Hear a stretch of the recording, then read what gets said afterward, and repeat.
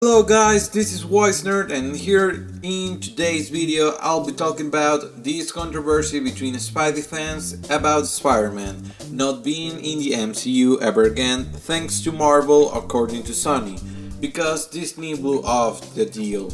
So these news have created a big debate between the fans whether you're with Disney or with Sony, kind of like a civil war.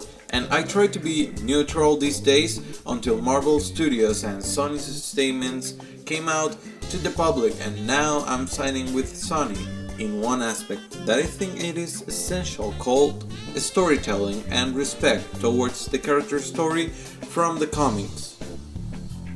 So I came down to this conclusion because I was watching Spider-Man Into the Spider-Verse, because it is one of my favorite Spider-Man movies and it reminded me why Spider-Man wasn't part of the Avengers from the beginning, and it is because he's a superhero who had his own universe and villains not related to the Avengers nor other groups, because the character had to work alone because of the kind of stories written for this character. And even though sometimes Spider-Man teams up with the Avengers and the Fantastic Four, as another example, the truth is that Spider-Man is always better when he's inside his own universe.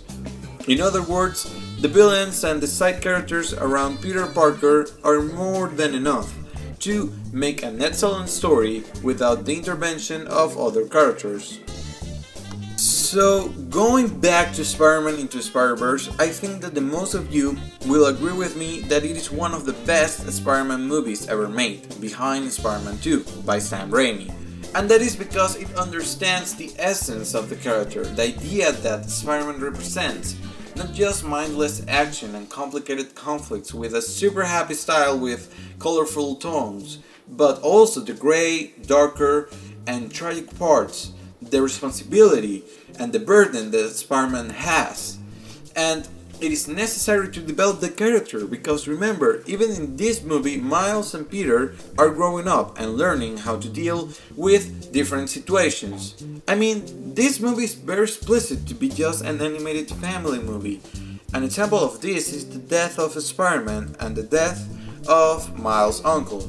This movie expands the character and gives the audience that does not know a thing about Spider-Man comics a broader perspective that goes beyond Sam Raimi and Mark Webb's approaches on the character and its universe. And that is why I think that Sony's Spider-Man films are better than Marvel Studios productions in some ways, because Spider-Man stands on his own, and even though I love continuity in the films, and I think that not waiting until the contract with Tom Holland with Marvel ends is unfair, because Marvel Studios has been building a story for this new Spider-Man inside the MCU. But also I think that Sony shouldn't be antagonized as a bad producer of Spider-Man movies when they have hired directors and writers that have given the best interpretations of the character that no MCU Spider-Man movie can compete with, because Spider-Man is a symbol, not a tool to make just money. Spider-Man is something that is kind of untouchable because it represents every one of us. Thank you guys, let me know in the comment section down below if you agree with me or not. This is just my personal opinion about this Spider-Man scandal. Like and subscribe to become a legendary nerd here on Nerds on a Quest, and comment down below, please, what kind of video do you want me to do. So, see ya on the next one.